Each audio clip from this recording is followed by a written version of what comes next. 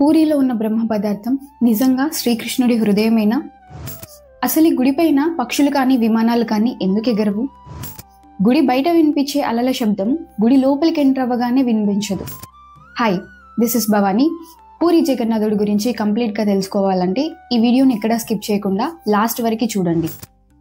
అసలు పూరి జగన్నాథుడి స్టోరీ ఎలా మొదలైంది?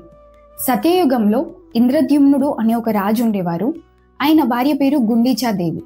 ఈయన ఎన్నో దాన ధర్మాలు, యాగాలు, హోమాలు ఎన్ని చేపించినా కూడా ఆయన మనసుకు సంతృప్తి అనేది కలగదు. దీంతో ఆయన ఇష్టదైవమైన విష్ణుమూర్తికి ఒక గుడి కట్టించాలనుకుంటాడు.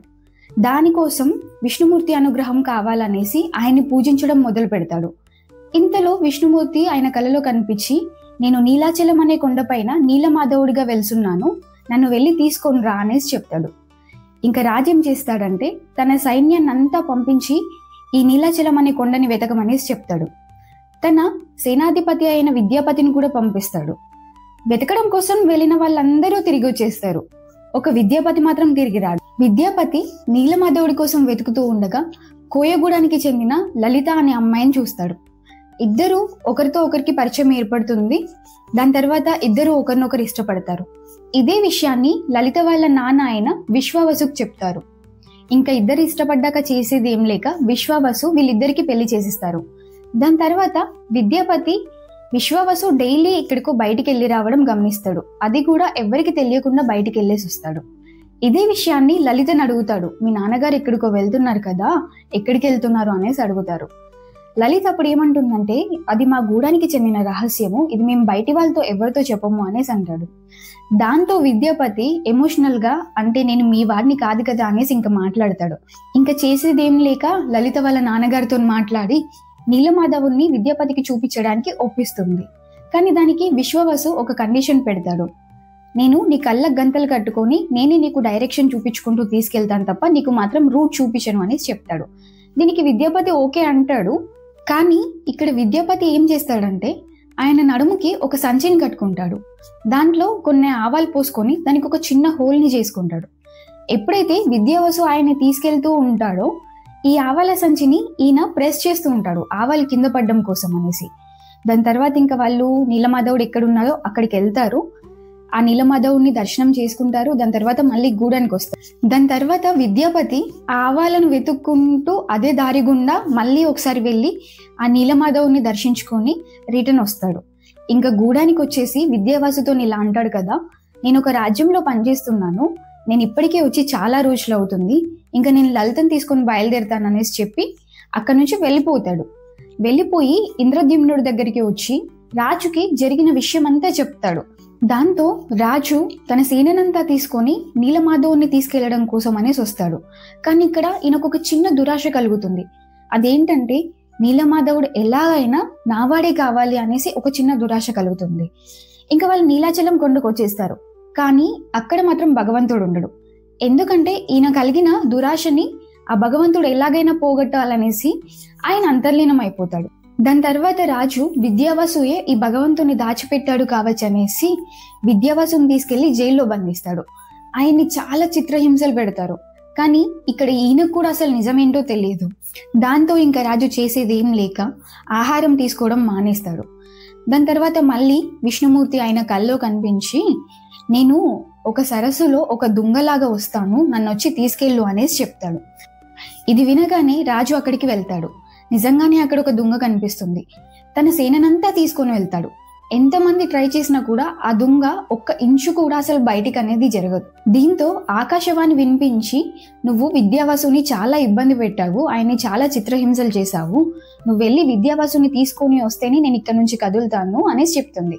దాని తర్వాత రాజు ఇంకా చేసేదేం లేక వెళ్ళి విద్యావసు కాళ్ళు పట్టుకొని బ్రతిమలాడతాడు. నువ్వు వస్తే కానీ ఆ భగవంతుడు నా దగ్గరికి రాడంట, మీరు ఎలాగైనా వచ్చి ఆ దుంగని బయటికి తీయాలి అనేసి విద్యావసుని బ్రతిమలాడతారు. ఇంకా విద్యావసు కూడా వచ్చేసి ఆ దుంగని ఇలా జరపగానే అది బయటికి వచ్చేస్తుంది. ఇంకా రాజు ఆ దుంగని తీసుకొని తన రాజ్యానికి మళ్ళీ వచ్చేస్తాడు. రాజ్యానికి వచ్చాక ఇంకా వాటిని విగ్రహాలుగా చెక్కించాలి.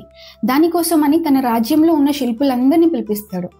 కానీ ఎవరు దానిపైన ఉలి పెట్టినా కూడా ఆ ఉలి విరిగిపోతుంది. ఇంతలో విశ్వకర్మ మహర్షి అక్కడికి మారువేషంలో వస్తారు. ఆయన, నేను ఈ శిల్పాల్ని 21 రోజుల్లో చెక్కుతాను, కానీ అన్ని రోజులు అసలు నన్ను ఎవరు డిస్టర్బ్ చేయొద్దు, ఈ డోర్ తలుపులు కూడా అసలు ఎవరు తీయొద్దు అనేసి చెప్తారు. సరే అనేసి ఇంకా నడుస్తూ ఉంటుంది. స్టార్టింగ్ లో అంతా బాగానే ఉంటుంది, లోపల నుంచి సౌండ్స్ బయటికి వినిపించడం అంతా ఓకేనే ఉంటుంది. కానీ కొన్ని రోజుల తర్వాత లోపల నుంచి అసలు ఏం సౌండ్ రావట్లేదు, వాళ్ళు అసలు ఏం తినట్లేదు, వాళ్ళకి ఏమైనా అయిందేమో అనేసి చాలా మదన పడిపోతూ ఉంటుంది. ఇదే విషయాన్ని ఆ రాజుకు చెప్పేసి డోర్స్ ఓపెన్ చేయమని చెప్తుంది. ఇంకా రాజు కూడా డోర్స్ ఓపెన్ చేస్తారు. డోర్స్ ఓపెన్ చేయగానే అసలు అక్కడ ఎవరూ ఉండరు, సగం చెక్కిన మూర్తులు మాత్రమే ఉంటాయి. అవి కూడా మోచేతుల పై వరకు, కనురెప్పలు లేకుండా, పాదాలు లేకుండా, ముక్కు కూడా వేరే రకంగా ఉండి ఉంటాయి. కానీ వీటన్నిటిలో కల్లా ఆకర్షణీయమైనవి జగన్నాథుడి కళ్ళు. దాని తర్వాత ఇంకా విగ్రహ ప్రతిష్ఠ చేస్తారు. కానీ అఫీషియల్ రికార్డ్స్ ప్రకారం ఈ టెంపుల్ మనకి 12th సెంచరీలో గంగా డైనెస్టీకి చెందిన అనంతవర్మన్ చోడగంగ దేవ అనే ఒక రాజు కట్టించినట్టు ఉంటుంది. పూరి జగన్నాథుడు అనగానే మనకు ఫస్ట్ గుర్తొచ్చేది రథయాత్ర. అసలు ఈ రథయాత్ర ఎప్పుడు చేస్తారో తెలుసా? ప్రతి సంవత్సరం ఆషాఢ శుక్ల ద్వితీయ రోజు ఈ రథయాత్ర చేస్తారు. దానికంటే 15 రోజుల ముందు అంటే స్నాన పూర్ణిమ రోజు భగవంతుడికి 108 బిందెల నీళ్లతోని స్నానం చేపిస్తారు. దాని తర్వాత ఆ విగ్రహాలకి గణపతి రూపం వేస్తారు. ఇంకా అన్ని బిందెల నీళ్లతోని స్నానం చేశాక పాపం భగవంతుడికి జ్వరం వస్తుంది. ప్రపంచంలో భగవంతుడికి జ్వరం రావడం అనేది అసలు ఒక పూరి టెంపుల్లోనే జరుగుతుంది. అంతేకాకుండా వీళ్ళను చెక్ చేయడం కోసం డైలీ డాక్టర్ని పిలిపిస్తారు కూడా. దాని తర్వాత 15 రోజులు గడిచిపోతాయి. 15 రోజుల తర్వాత విగ్రహాలని బయటికి తీసుకొని వచ్చి అక్కడి నుంచి గుండీచాదేవి టెంపుల్ వరకు తీసుకురావడమే ఈ రథయాత్ర. అయితే ఈ రథయాత్ర జరపడానికి చాలా కారణాలు ఉన్నాయి. భగవంతుడు ఇంద్రద్యుమ్నుడికి ఇంకా గుండీచాకి ఒక వరాన్ని ఇస్తాడు. అదేంటంటే సంవత్సరంలో 9 రోజులు నేను నీ భార్య గర్భంలో ఉంటాను అనేసి ఒక వరాన్ని ఇస్తాడు. దానికోసమని ఆయన ప్రతి సంవత్సరం 9 రోజులు గర్భగుడిని వదిలేసి గుండీచాదేవి టెంపుల్కి వచ్చి ఉంటారనేసి అంటారు. అంతేకాకుండా ఇక్కడ ఇంకొక రీజన్ కూడా ఉంది. బలభద్రుడు, సుభద్రాదేవి, జగన్నాథుడు కలిసి వాళ్ళ అత్తయ్య వాళ్ళ ఇంటికి వెళ్ళడమే ఈ రథయాత్ర అనేసి కూడా కొందరు అంటారు. అన్నింటికంటే విశేషమైన కారణం ఏంటో చెప్పనా? పూరి టెంపుల్ కి ఓన్లీ హిందూస్ అయితేనే అలో చేస్తారు. ఇది చాలా స్ట్రిక్ట్ గా ఉంటుంది. దానికోసం అనేసి కులం, మతం అనే తేడా ఉండద్దు అనేసి భగవంతుడు సంవత్సరంలో ఒక 9 రోజులు బయటికి వచ్చి నేను అందరి వాడిని, నేను అందరికీ దర్శనమిస్తాననేసి బయటికి రావడమే ఈ రథయాత్ర అనేసి అంటారు. ఈ రథయాత్ర ఎంత ఘనంగా జరుగుతుందంటే కొన్ని లక్షల మంది వస్తారు ఈ రథయాత్రను చూడడానికి, ఆ భగవంతుడి రథాన్ని లాగడానికి. 19th సెంచరీ వరకు ఇది ఓన్లీ పూరి టెంపుల్ వరకు పరిమితమై ఉంది. కానీ 19th సెంచరీ నుంచి ఇస్కాన్ టెంపుల్ వాళ్ళ హెల్ప్ ద్వారా ఈ రథయాత్రని చాలా రాష్ట్రాల్లో, దేశాల్లో సెలబ్రేట్ చేసుకుంటున్నారు. ఇంకా మన మిస్ట్రీస్ లోకి వస్తే ఈ టెంపుల్ పైన అసలు పక్షులు కానీ విమానాలు కానీ ఎగరవు అనేసి అంటారు. పక్షులైతే చాలా వరకు ఎగురుతూనే ఉంటాయి, కానీ విమానాలు ఎగరకూడదు అనేసి పూరిని నో ఫ్లై జోన్ గా ప్రకటించమనేసి 2015లోనే టెంపుల్ అథారిటీ DGCAకి అప్లికేషన్ పెట్టుకుంది.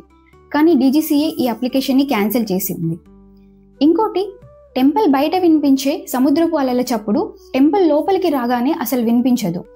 ఎందుకంటే ఒక్కొక్క గోడ విడ్త్ వచ్చేసి ఒక్కో దగ్గర 6 meters విడ్త్ ఉంటుంది. అంత థిక్ వాల్స్ నుంచి సౌండ్ వేవ్స్ అనేవి లోపలికి రావడం పాసిబుల్ కాదు. అంతేకాకుండా ఈ టెంపుల్లో డైలీ ఈవినింగ్ 5 o'clock ఒక పూజారి గుడి గోపురం పైకెక్కి ఆ నీలచక్రం పైన ఉన్న జెండాని మారుస్తూ ఉంటాడు. అసలు ఎలాంటి సపోర్ట్ లేకుండా ఆ పూజారి గుడి పైకెక్కుతారు. ఇది ఎలా జరుగుతుందో ఆ జగన్నాథుడికే తెలియాలి. ఇంకా లాస్ట్ అండ్ ఫైనల్, ఆ బ్రహ్మ పదార్థం నిజంగానే శ్రీకృష్ణుడి హృదయమా? దీనికి ఒక చిన్న స్టోరీ ఉంది. జరా గురించి మీకు అందరికి తెలుసు కదా. ఈయన ఒక వేటగాడు, జింక అనుకొని ఆయన బాణం వేస్తే శ్రీకృష్ణుడి బొటనవేలికి తగులుతుంది. దాని తర్వాత శ్రీకృష్ణుడు చనిపోతాడు. అయితే జరా శ్రీకృష్ణుడి బాడీని కాల్చేస్తాడు. అప్పుడు ఆయన శరీరం అంతా కాలిపోతుంది, కానీ ఒక హృదయం మాత్రం అలానే ఉంటది. అది ఇప్పుడు పూరిలో ఉన్న బ్రహ్మ పదార్థం అని చాలా మంది అంటారు. కానీ నందూరి శ్రీనివాస్ అనే ఒక ఆయన ఎంతో రీసెర్చ్ చేసి అది ఒక సాలగ్రామం, దానిని 9 నరసింహ రూపాలు కాపాడుకుంటున్నాయని చెప్పారు. అది సాలగ్రామమైనా లేదంటే శ్రీకృష్ణుడి హృదయమైనా ఏదైనా ఆ జగన్నాథుడి మాయే. జై జగన్నాథ. ఐ హోప్ మీకు ఈ కంటెంట్ నచ్చిందనేసి అనుకుంటున్నాను. నచ్చితే ఛానల్కి సబ్స్క్రైబ్ చేసుకోండి, ఫాలో అవ్వండి. Thank you.